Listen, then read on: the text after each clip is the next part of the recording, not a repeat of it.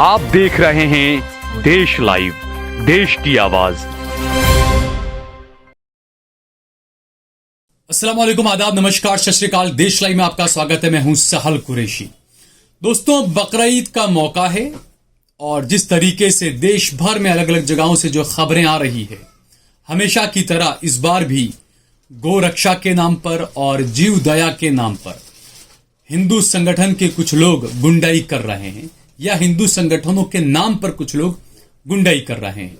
अगर बात करें गुजरात की, मोदी का गुजरात, अमित शाह का गुजरात, महात्मा गांधी का गुजरात। एक बार प्रधानमंत्री नरेंद्र मोदी ने कहा था कि जो गौरक्षक हैं उनमें ज्यादातर जो हैं वो गुंडे हैं और तोड़बाजी करते हैं। मैं कभी कभी ये जो गौरक्षा के नाम पर कुछ लोग अपनी दुकानें खोल करके बैठ गए हैं,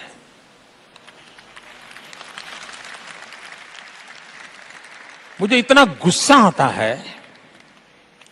गौ भक्त अलग है, गौ सेवक अलग है। पुराने जमाने आपने देखा होगा कि बादशाह और राजाओं की लड़ाई होती थी, तो बादशाह क्या करते थे, अपनी लड़ाई की फौज के आगे गाय रखते थे। राजा को परेशानी होती थी कि लड़ाई में अगर हम शस्त्रों का वार करेंगे तो गाय मर जाएगी, तो पाप लगेगा, और इसी उलझन में वो हार जाते थे। और वो भी बड़ी चालाकी से गाय रखते हैं। मैंने देखा है कि कुछ लोग जो पूरी रात एंटी सोशल एक्टिविटी करते हैं, कुछ लोग, लेकिन दिन में गौरक्षक का चोला पहन लेते हैं।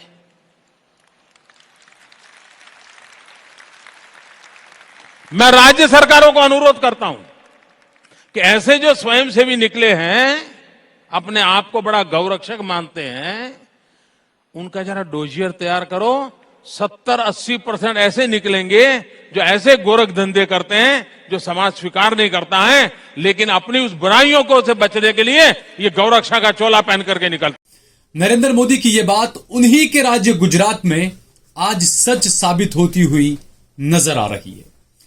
दरअसल मेरे साथ में मौजूद हैं आतिफ खान, जो गुजरात के भालक के रहने वाले हैं और पशुपालन का इनका काम है, पोल्ट्री फार्म वगैरह है।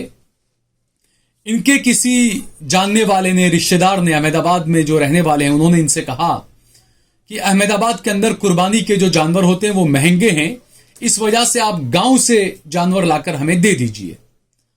आतिफ जो है वो कल यानी कि 10 तारीख के रोज 10 जून 2024 को भालक से 2 काले जानवर लेकर, छोटा हाथी जिसे कहते हैं, वो लेकर आए। इनके साथ में ड्राइवर थे इनके, और जो गाड़ी के जो मालिक थे वो हिंदू समुदाय के ही हैं, और आतिफ के खुद के घर का ही वो माल था जो कुर्बानी के लिए यहां पर लेकर आ रहे थे। क्योंकि सरकार की तरफ से भी कानूनी मान्यता जो है वो दी गई है काले की कुर्बानी करने के लिए।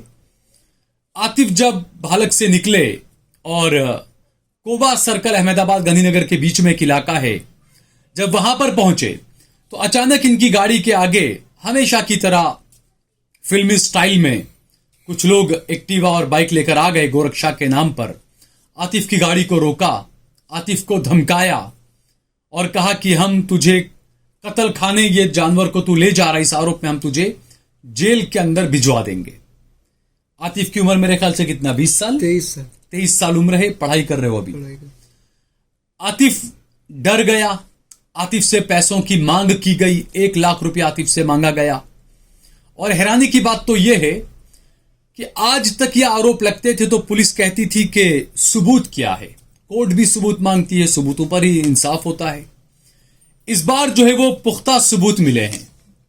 जो गोरक्षा के नाम पर योगेश और चिराग, ये 2 हैं, चिराग उर्फ रॉकी और योगेश, इन दोनों ने पैसों की जो मांग की 1 लाख रुपया, लेकिन डील हुई। और हैरानी की बात तो यह कि इसी बीच में पुलिस भी आ जाती है, पीसीआर वैन आती है, और पुलिस वाले खुद आतिफ से कहते हैं कि भाई जल्दी से पैसा दे दो, वहीवट करके आप निकल जाओ।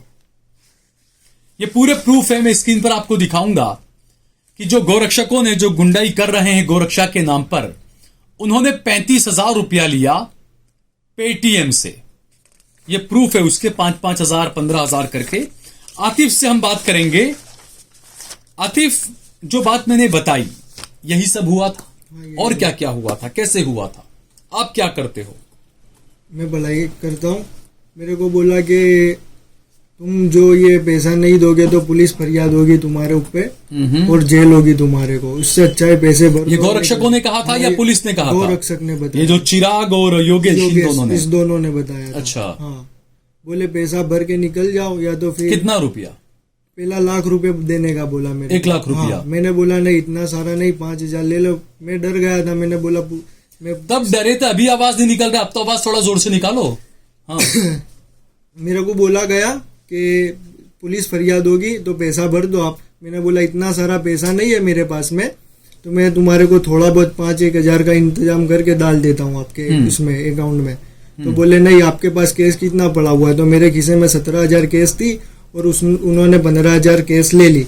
2,000 मेरे को दिया कि लो आगे खर्चा बर्चे के लिए। 2,000 मेरे को रिटर्न दे दिया और 15,000 उनके पास रखा और दूसरे 20,000 ट्रांसफर किए जीपे से। तो इसमें ये पहले 5,000 किए, फिर वो 5,000 उसने वापस किए, वो क्या था मामला? वो अपने भाई को फोन करा, वो पुलिस में उनको फोन करा तो उन्होंने बात की तो उनने वापस डाल दिया और बोले मैं पुलिस में फरियाद करता हूँ। तो फिर मैंने यानी पहले 5,000 ऑनलाइन तुमसे लिए, हाँ, तुमने किसी जानने वाले से, पुलिस वाले से अहमदाबाद में बात करवाई उनसे। हाँ। तो उसने 5,000 आपको वापस दे दिया, ऑनलाइन ट्रांसफर कर दिया वापस। फिर बोलता है मेरे को ज्यादा चाहिए अब पैसे। अच्छा। हाँ, ऐसा बोलता है। क्योंकि जो पुलिस वाले तो भी मुसलमान ही थे आपके। हाँ, शायद जिनसे आपने बात करवाई हाँ, थी। जिनसे बात करवाई हाँ, थी।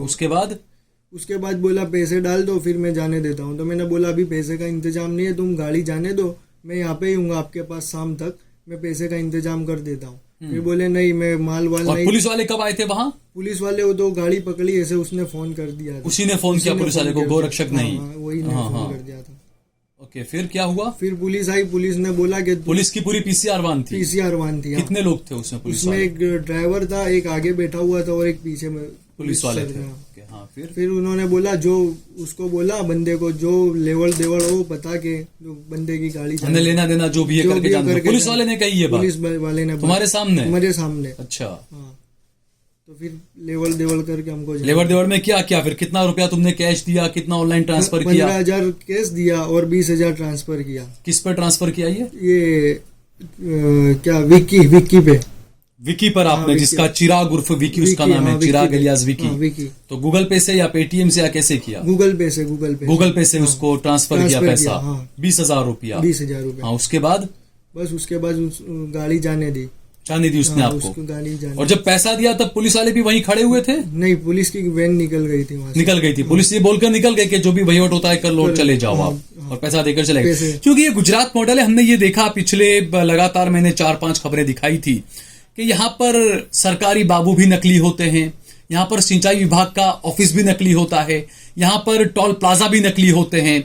हो सकता है यहाँ पर पुलिस की गाड़ी और पुलिस भी नकली हो या इस तरह का खड़ा कर दिया जाए, लेकिन ये पूरे प्रूफ है यहाँ पर। और जिस तरीके से आतिफ ने जो बताया कि गूगल पे के जरिए गौ रक्षकों ने पैसा लिया 20,000 रुपया और उसके अलावा 15,000 रुपया कैश लिया आतिफ से, और उसके बाद तुम्हें जाने दिया। तुम्हें डर लगा कि फंसा देंगे इसलिए पैसा दे दिया? बोला कि पुलिस फरियाद होगी, तुम्हारी बड़ाई चलती है, उससे तो अच्छा है पैसे दे दो। तो उसमें ये कहा गया कत्ल खाने लेकर जा रहे थे, जबकि क्या था, कहाँ लेकर जा रहे थे? नहीं, ये बकरा ईद का था तो भाई ने मंगवाए थे गाँव से, तो मैं लेके आ रहा था। अच्छा, आपके भाई के पास ही आप लेकर आ रहे थे गाँव से? क्योंकि आपका काम यही है, आपका पोल्ट्री फार्म वगैरह है और गोपालक और ये सारा काम है आपका, पशुपालन ही आपका काम है। उन्होंने दूसरी गाड़ी पकड़ी और बोले तू निकल ले। अच्छा, तुम्हारे सामने दूसरी गाड़ी पकड़ी और तुम्हें बोला जाओ अब जाओ।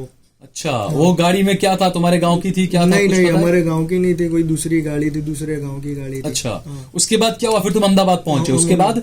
बस अहमदाबाद पहुंच के हमने भाई के वहाँ पे उतार दिया। और फिर ये बात तुमने बताई, पुलिस कंप्लेन तुमने की, कैसे हुआ, क्या हुआ? नहीं, वो भाई को बताया, मैंने बोला ऐसा ऐसा मेरे साथ में हुआ। तो बोले कि बताया क्यों नहीं, मैं वहाँ पे आ जाता, तूने बताया होता तो। मैंने बोला पुलिस फरियाद का बोल देला, तो मैंने पैसे जीपे कर दिए। तो भाई ने बोला चल अब अपने कर दे कुछ।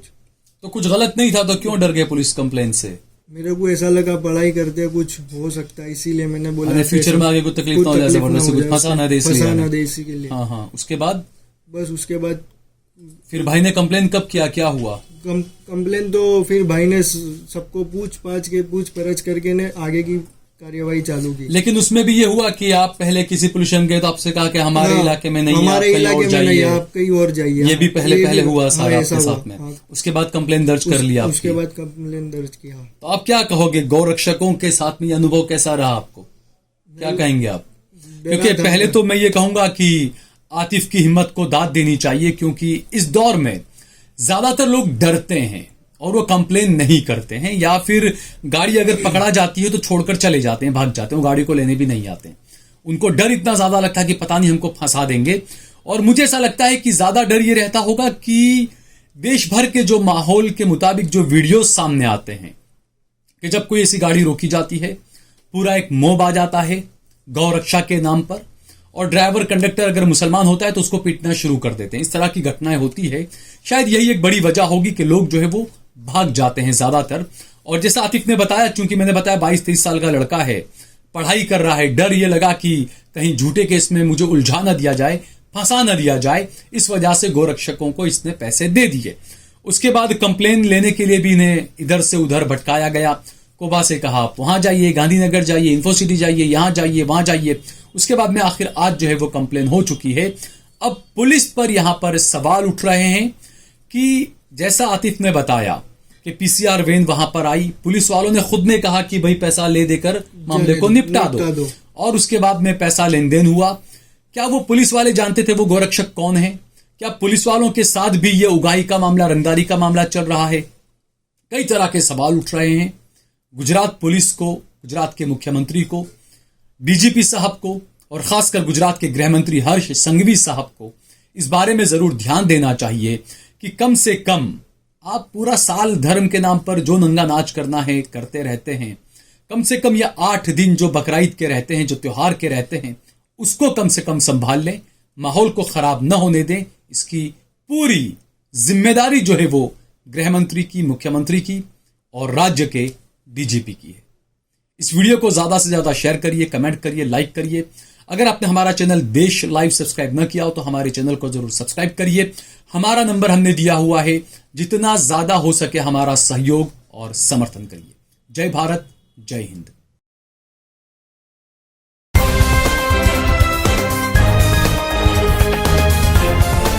देश और दुनिया की तमाम छोटी और बड़ी खबरों के लिए हमारे चैनल को सब्सक्राइब करना न भूलें और बेल का बटन जरूर दबाएं।